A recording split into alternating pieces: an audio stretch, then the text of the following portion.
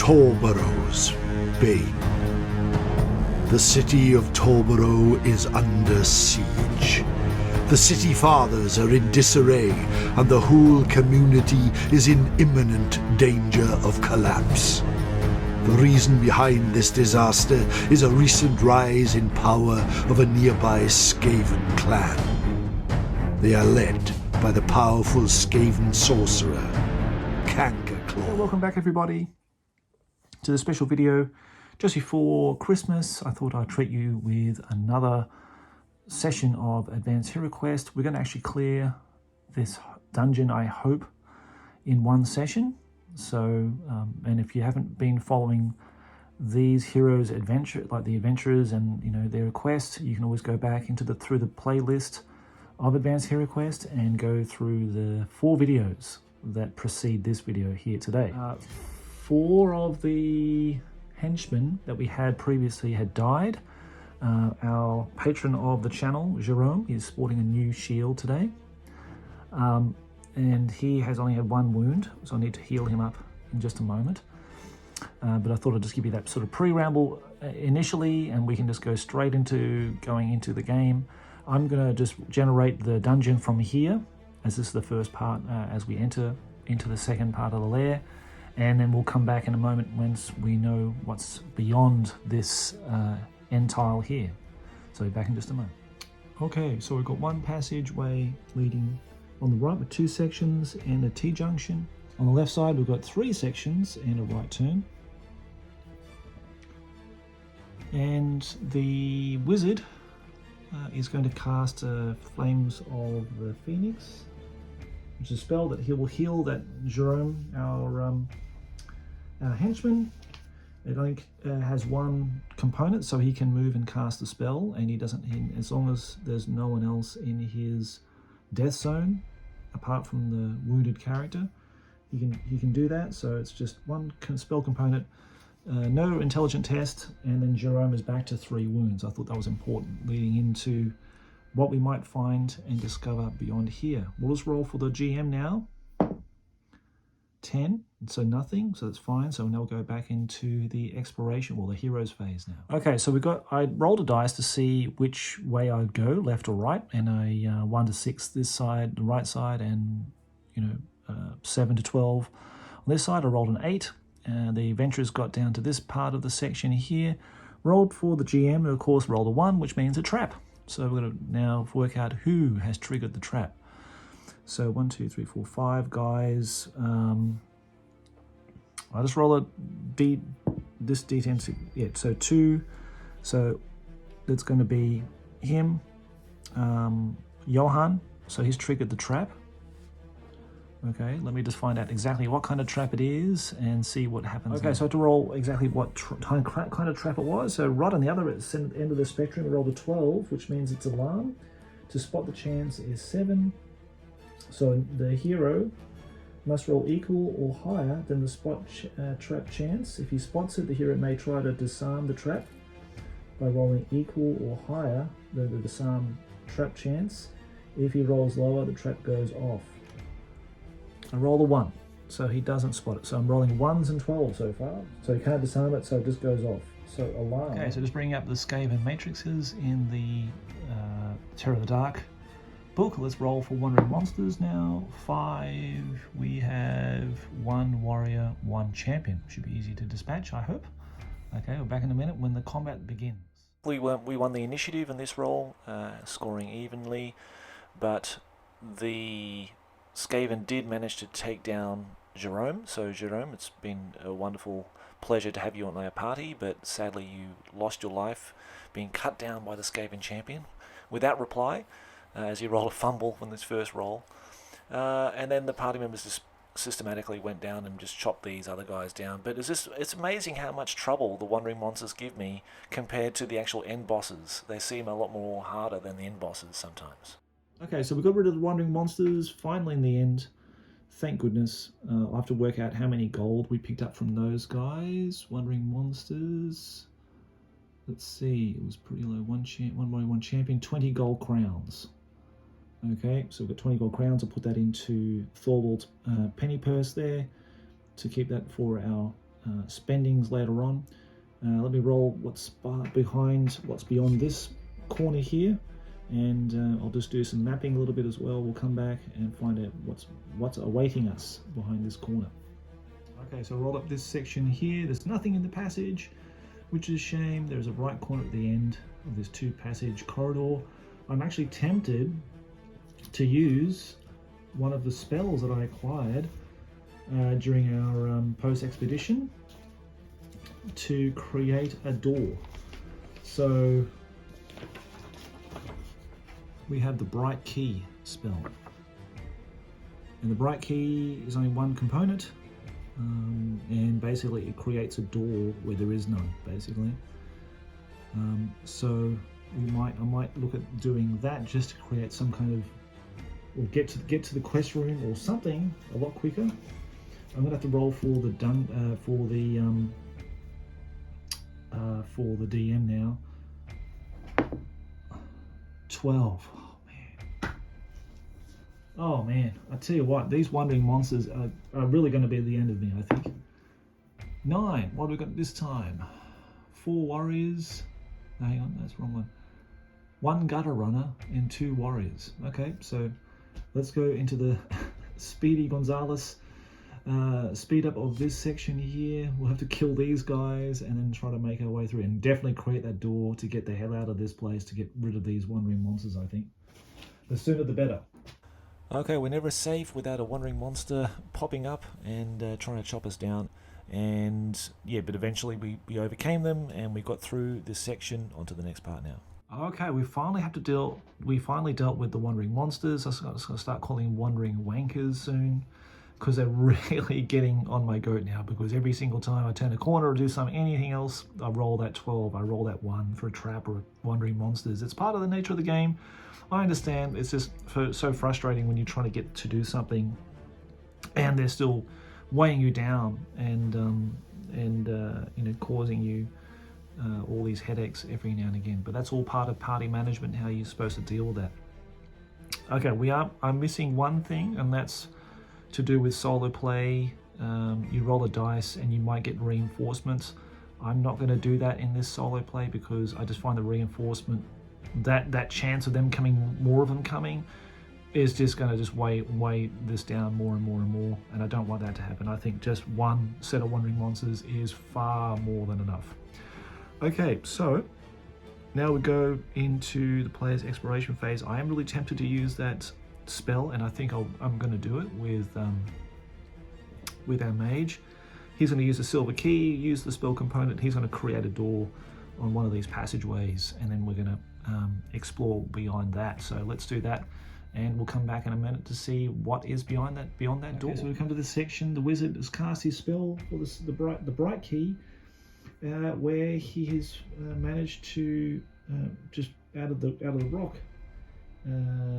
make this magical door for the adventurers to go through.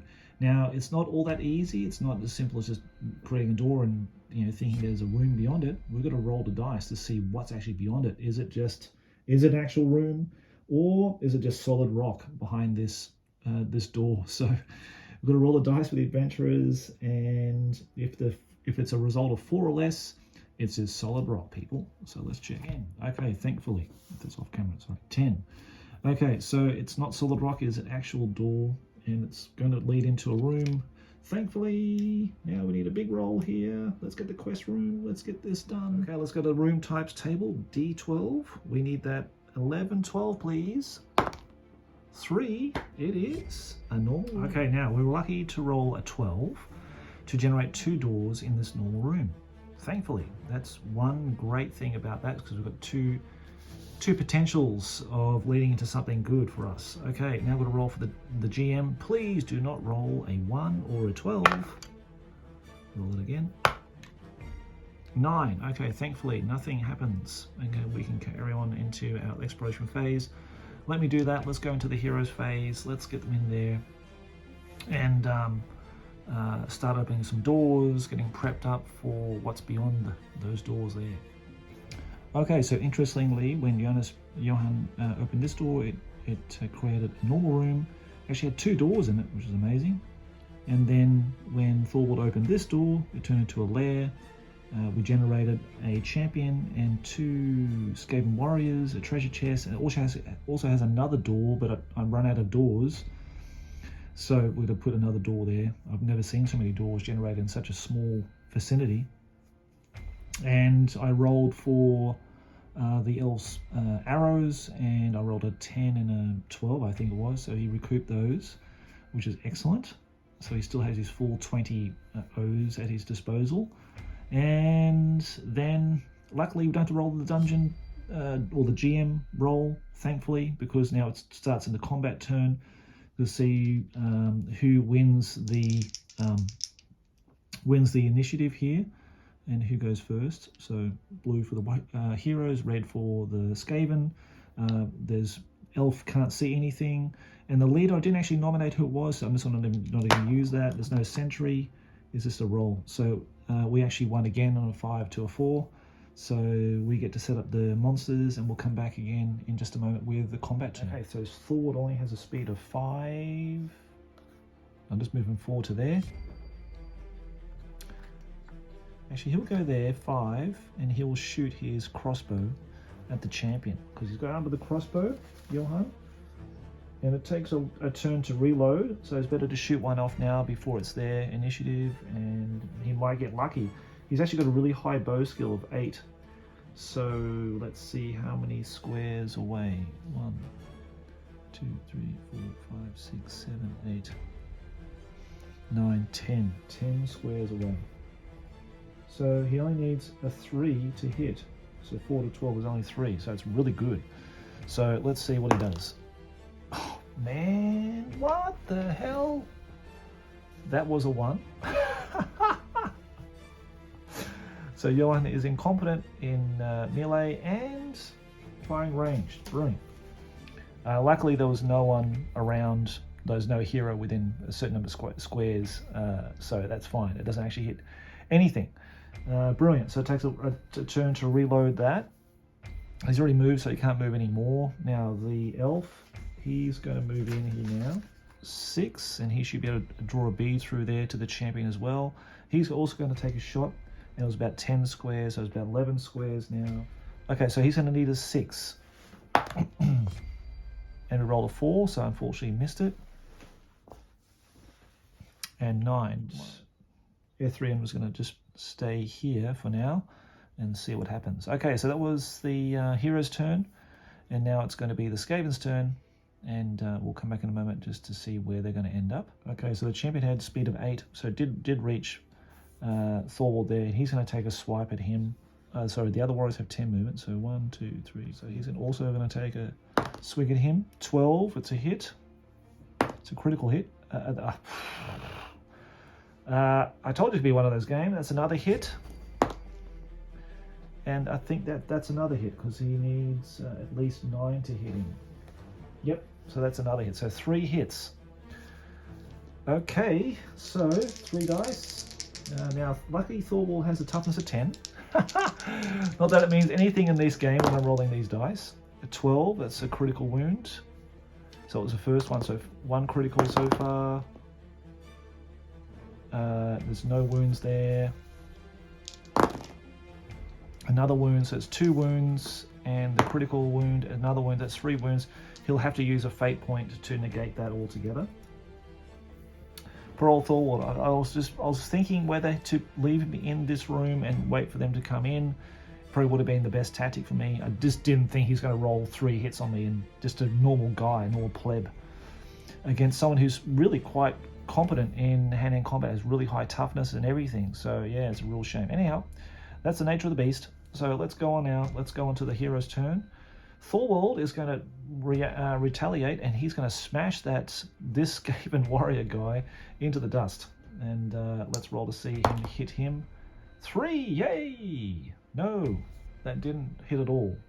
Fantastic. Okay, so Johan is going to move into this doorway space, basically here, and hopefully do some heroic stuff here and hit him on a 3. I don't think so. And we're going to have the elf. Does he want to try to shoot his bow? or does he just want to just see how things go?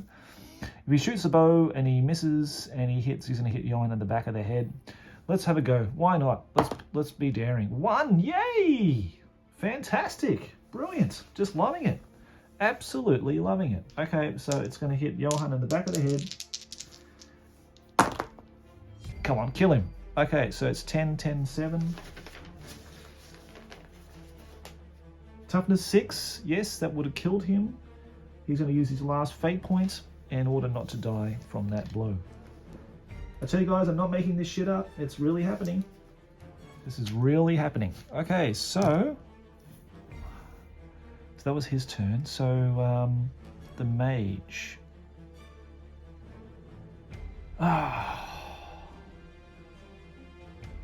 I'm tempted to just throw a spell in there and just kill these bastards. This Phoenix spell. The Flames of the Phoenix, I think it's called. I am tempted to do that. And at least taking these 2 guys out, then we've got one little pesky fur head left. Yeah, let's do that. Let's do that because I think we need to. I think we need to go up again and resurface again after this one. 1, 2, 3. So you can see through there. He can see this guy. He's going to shoot his spell into there. He doesn't need to make an intelligence test. He just uses one of his components and bam. Okay, so 5 dice on each of those guys. So champion's toughness of 8.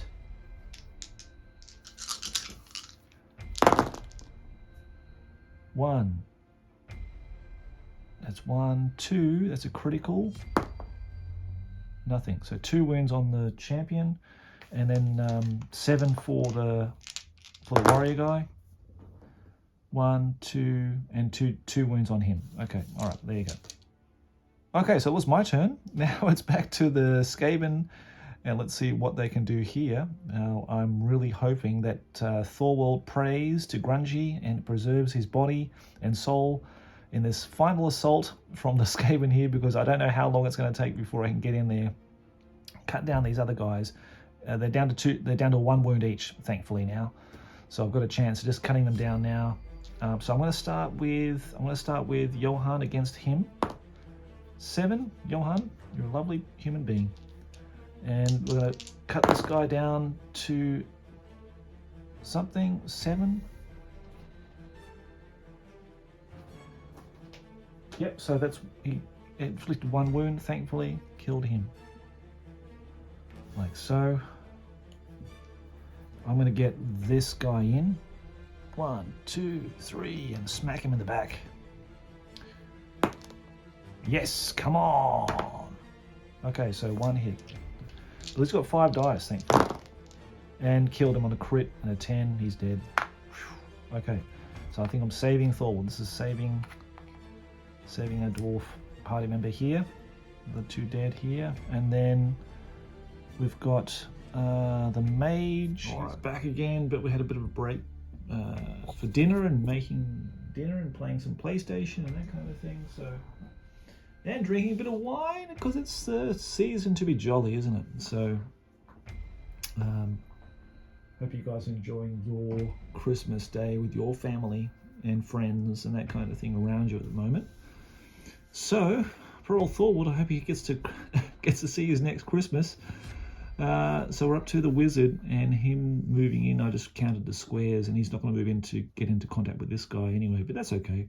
I think Thorwald can manage this okay, but I'm someone's going to get him to move in here, go to there towards the treasure. All right, so Thorwald gets to move around here, spin around on the spot, and he gets to smack this bastard. Which he doesn't on the 3, which is quite sad. Thor, what's happening with you, man? What's going on? Okay, so it's a dwarf's turn. He's going to take the advantage now. Have a swing back at Thorwald and see what he gets. He gets a 4, which won't be good enough, which is fantastic. Back to the hero's turn. I'm sure the dwarf Thorwald can get this done for us today. 7 is going to be enough. Yeah, there's plenty. He only needs 5 to hit him. So that means we get to swing our magic halberd. And get absolutely F all. That is absolutely incredible. I can't believe how bad my rolls have been.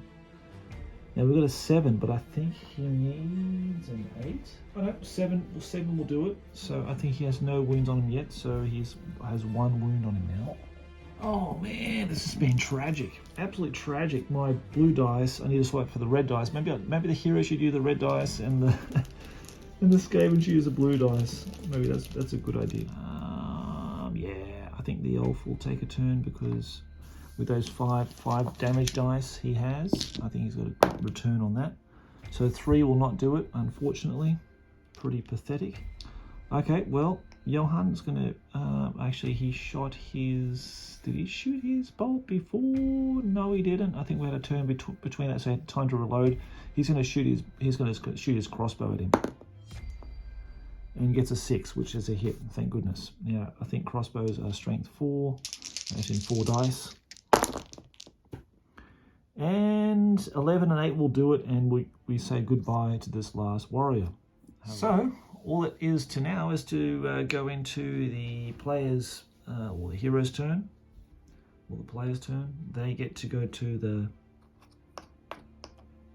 treasure, open the treasure chest, and see what lies within. Okay, I rolled a 9 and a 1, resulting in 10. Looking at the treasure chest chart in Terror of the Dark, it means we have 50 gold crowns we found in that chest, which is not bad. Okay, which means we'll come back in a moment to see what's behind that door. In fact, we can just run up these guys here. A dungeon turn, or a dungeon master roll here. 8, which is fine. So I think we'll proceed through this door here to see what's beyond it. If it's nothing of interest, we'll come back to these doors here, because there is one door here that's not placed at the moment. We should place it here. And there's this door. There's two more chances here we find something behind there. But yeah, let's come back in a moment to find out what we find.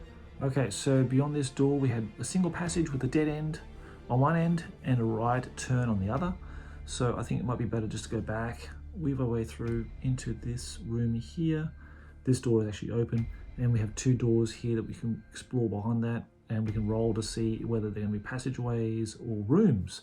So maybe our quest rooms lie behind here. Let's hope so. Let's fingers crossed. And let's make our way back to see what's beyond those. Okay, so the first exploration phase gets us here, and now we need to make a DM roll. 11. Whoo, lucky. That was nothing. So then we can go on to find out what's behind either one of these 2 doors. Okay, guys, so we struck lucky. We struck gold. Thorwald rolled 11 for a quest room, which is fantastic. And Johan rolled up a passageway. It's odds and evens basically. If you roll a odd, it's a room. If it's even, it's a passageway. So that's how that turned out. 3 passageways and a left corner, but it doesn't matter. We've got the quest room with the stairs going down. We have our quest characters, which is basically the Plague Monk with his warp scroll, and we've got a Warp Weaver with 2 spells. One's Fireball, and the other one's I think a certain mask spell that causes like fear within the party in his death zone. But the warp scroll is the most potent one of the abilities that these characters 2 have, because if he gets that cast on the end of the second turn, it causes death to all my party unless they use a fate point. So it's really, really, really nasty. So I need to get this guy really quickly. We've got 2 champions and 2 night runners that's rolled up as part of the Lair, quest room matrix. I've added a bookshelf here, the stairs going down to the 3rd level, the final level, thank goodness. We've got a treasure chest, and we've got a table and chair for aesthetics. And here we go. Let's get on to the combat, and let's roll to see who wins the initiative. So the heroes rolled an 8, the Skaven rolled a 5. Well, you got the initiative, so we get to place them anywhere we want to, because if my mage can get in line of sight with his movement, he can shoot the fireball in, just incinerate them all. Well, at least the first 4. That's the most potent ones. The night runners are not so dangerous, and we can do some maximum wounds on them. So we'll come back in just a moment when we get to get those guys in position, and we'll start the combat round. So here we are, guys. We've got the party members lined up, ready to roll, and I think we will go with Atrazar's spell, the Fire of the Phoenix first, just to soften them up, and then we're going to go with some nice missile attacks with the elf archer, and then we're just going to pound them with whatever's left with the dwarf and with Thorwald and Jonas at the end. So let's get the spells underway. So we're going to zap these guys. Okay, so we've got 5, 1, 2, 3, 4, 5 for the Plague Monk. Now the Plague Monk's toughness is... Okay, Plague Monk's toughness is only 5, which is really low, because they're quite high in fantasy because of their allegiance with Nurgle. So only 5. Okay, here we go. 1, 2, 3. So 3, he's dead. So that's great. So that's a really potent character out of the mix. The Warp Weaver is also is basically a Plague Monk as well, really. He's at toughness 5 as well. So 1, 2, 3, he's gone. With a couple of criticals in there as well. So he's gone. Easy. Well, that was easy pickings. Okay, these 2 champions. Now the champions are toughness a little bit higher. Toughness 8, these guys, so a lot tougher. Okay, this first champion here. 8, 9. And that's it, so 2 wounds on him, so that's very nice. Okay, and the last champion.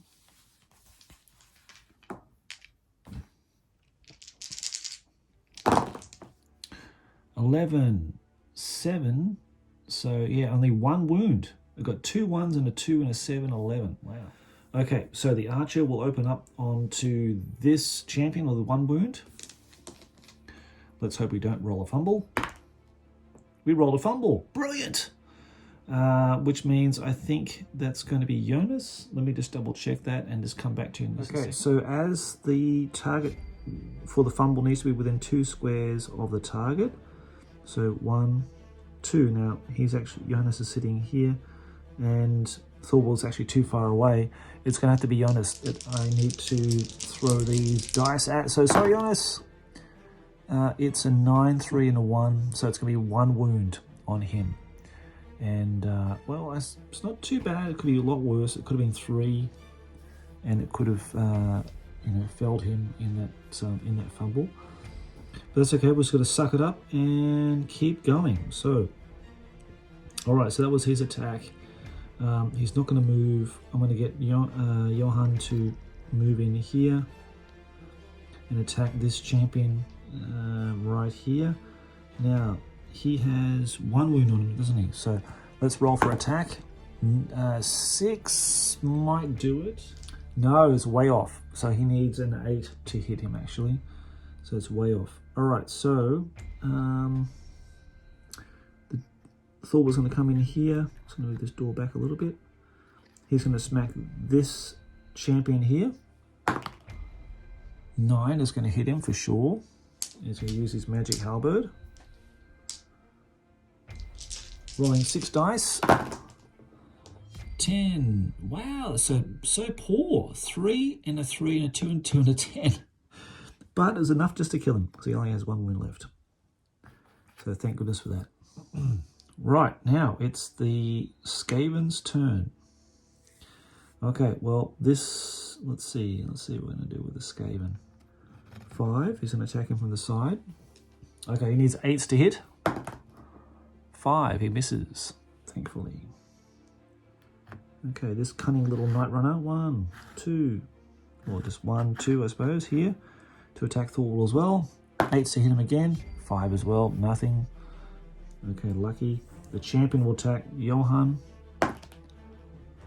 Ooh, 9. I'm pretty sure that's going to be hit. His weapon skill 6. So 6 means he needs a 6. So that's a hit. 4 damage dice. Johan has a toughness of 6. Nothing. Wow. Okay, I've been rolling some really low dice in this game so far, in this adventure, I should say. But maybe that's to my benefit because it just totally whiffed all those rolls, which is great. Bit of a Yahtzee roll, that one there. Okay, let's now go to the adventurer's turn. Okay, let's see what we're going to do here. Let's see.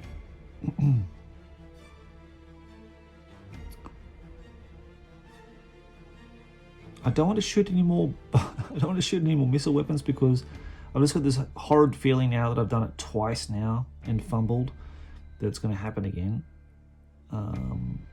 So I prefer to just go to hand-to-hand combat. So basically, I'm going to try to make an opening here. He's going to attack him. Okay, so I thought I was going to open up the attack here. 6 will definitely do it, I'm pretty sure. A Night Runner weapon skill 6. Yeah, I only use 5, so that hit him, no problem. 2, 3.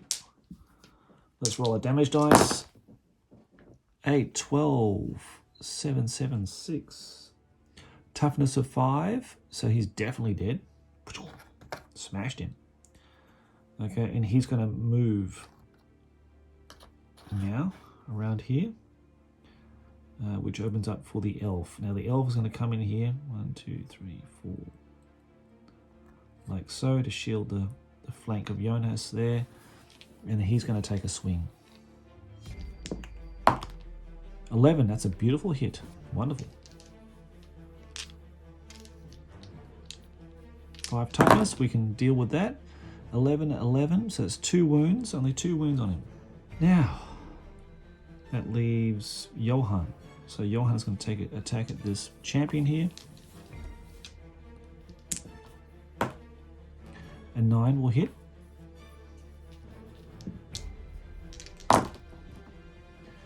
Eight and a 10. So 2 wounds on the champion. Now we go back to the Skaven's turn. So I think it's pretty evident what we're going to do here. Night Runner against the elf.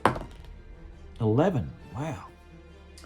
So the Night Runner has like a poison dagger, which counts as a sword, so 3 dice. Got 1, 8, and a 3. Yeah, so one of those dice penetrates through the chainmail and gives the elf a wound. The champion's going to go against Johan. 4 misses, which results in the hero's turn. Let's see here. Okay, let's go with the dwarf first, because if I can open up here, he can come around and attack him as well. So I want to go with Thor first. Let's get a hit. That's a miss, unfortunately.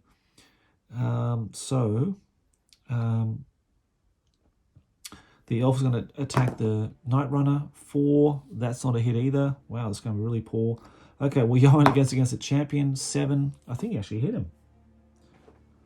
No, he didn't. He hit an 8 on roll a 7.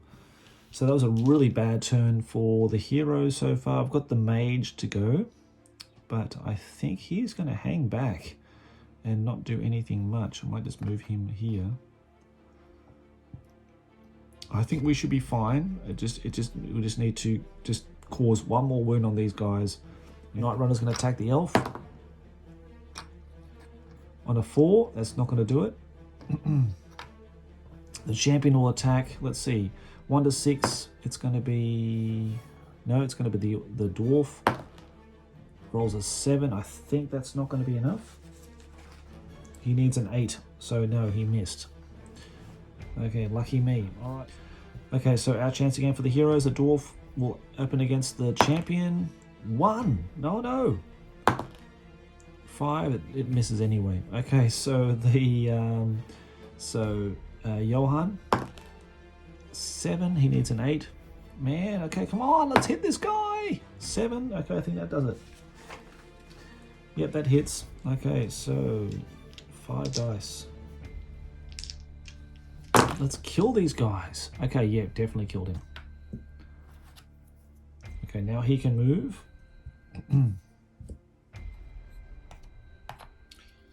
So he's got a nice open field of fire here.